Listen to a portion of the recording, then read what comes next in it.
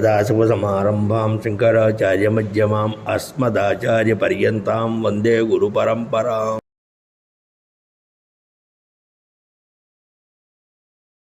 శ్రవణం 4 రకాలు.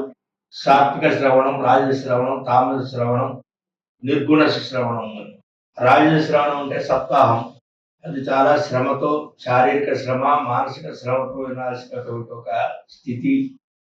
ఆ సందర్భంలో అర్థ సంకోచం అంటే అక్కడ చెప్పవలసినటువంటి విషయాలన్నీ కూడా చాలా సంక్షిప్తంగాను, చాలా వేగంగాను చెప్పవలసి వస్తుంది. అందువల్ల అది చాలా శ్రమతో కూడా ఉంది. ఏదో రాజసంగా విన్నామని చెప్పడానికి పనికి వస్తుంది తప్ప కృతకృత్యత్వాన్ని పొందాలి అంటే ఆ సప్తాహ శ్రవణం రాజసంగత లెక్క. తామస శ్రవణం అంటే వారానికి ఒకసారి వినడం, గుర్తొచ్చినప్పుడు వినడం, నిన్నేం చెప్పామనుకోవడం, మొన్నేం చెప్పామనుకోవడం, ఈ సందర్భంలో చెప్పింది మళ్ళా చెప్పడం, లేదా చెప్పంది వదిలిపెట్టేయడం. ఇప్పుడు శృతి భ్రమ అంటే బుద్ధికి భ్రమ కలిగే అవకాశం ఉంటుంది. తామస శ్రవణం సర్వాత్మనా నిషేధం. రాజశ్రవణం వాళ్ళ స్థితిగతులు బట్టి వినడం. ఎప్పుడూ ఉత్తమమైంది సాత్విక శ్రవణం. సాత్విక శ్రవణం అంటే 15 రోజుల్లో వినడమా, 18 రోజుల్లో వినడమా, 21 రోజుల్లో వినడమా, ఇది సాత్విక శ్రవణం. ఈ 3 శ్రవణాల కంటే ఉత్తమోత్తమైంది, గొప్పది అనియత శ్రవణం. అంటే ఇప్పుడు నియమం లేకుండా నిత్యము కూడా భాగవతాన్ని శ్రవణం చేస్తూ ఆ భాగవత కథానాయకుడు కృష్ణపరమాత్మ యొక్క గుణగణాలన్నీ కూడా నిరంతరము వాటిని మననం చేస్తూ, ఏదైతే విన్నామో దాన్ని మననం చేస్తూ దాని మళ్ళీ నిధిధ్యాసనం, దాని మళ్ళా ఒంటరిగా కూర్చొని ఒక్కసారి ఇవాళ ఉపాఖ్యానంలో ఏం చెప్పారు, ఏ విధమైన ఉపాఖ్యానం చెప్పబడింది, ఏ విధంగా ఏ గుణగణాలు ఇప్పుడు వర్ణించబడ్డాయి, కూడా భగవంతుడు ఈ భాగవతం వాడు ఎవరిని ఉద్ధరించింది, ఎటువంటి వాడిని ఉద్ధరించింది, అందరి వాళ్ళు ఉద్ధరించిన నన్ను ఉద్ధరించుతా అనేటువంటి ఒక ధైర్యాన్ని తెచ్చుకొని అంతఃకరణ శుద్ధి కలిగి తద్వారా జ్ఞాన సముపార్జన చేయడం అన్ని విధాలా అన్ని రకాలుగా కూడా అత్యంత శ్రేష్టమైంది అనియత శ్రవణం, నిర్గుణమైనటువంటి భాగవత శ్రవణం. నిర్గుణం ఎందుకన్నారంటే అక్కడ ఏమీ ఫలాపేక్ష ఉండదు. అలాగే ఇన్ని రోజులు అయిపోవాలి, ఇన్ని రోజులు చెప్పేసి ఇన్ని రోజులు వినాలనేటువంటి నిర్బంధము ఉండదు. నిర్బంధం లేనటువంటి, ఫలాపేక్ష లేనటువంటి మానవ జన్మెత్తాను, భాగవతాన్ని వినాలి, వింటూ ఉంటాను, మధ్యలో చనిపోయాము, నష్టమే వచ్చింది, భాగవతం వింటూనే చనిపోతున్నాంగా, నష్టమే వచ్చింది. అది ఎప్పుడైనా భగవదర్శనం చేస్తూ ఏదో ఒక మంచి పని చేసి చచ్చిపోయామంటే చేస్తూనే చచ్చిపోతున్నాంగా. అసలు అందుకే ఈ పనులన్నీ చేయడం.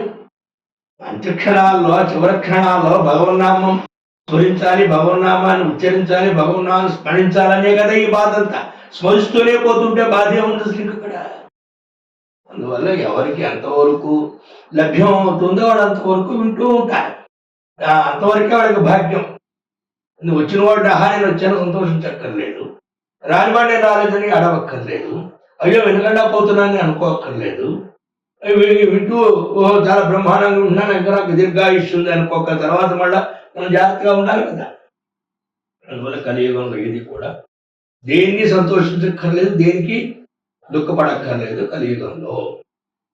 ఈ సందర్భంలో మళ్ళా సౌనకాలు అడుగుతున్నారు వారిని, కేకే సుఖం పరంప్రాపు సాత్విక శుచితో వద.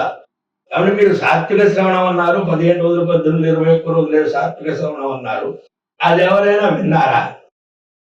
విన్నటువంటి వాళ్ళు ఏ విధమైన సుఖాన్ని పొందారు, వాళ్ళకి ఏ విధమైన ఆనందం కలిగింది, అలాగే అటువంటి ఆ విధంగా సాత్విక శ్రవణం చేసినటువంటి వాళ్ళ యొక్క చరిత్ర మాకు చెప్పండి అని ప్రశ్న వేయడం జరిగింది.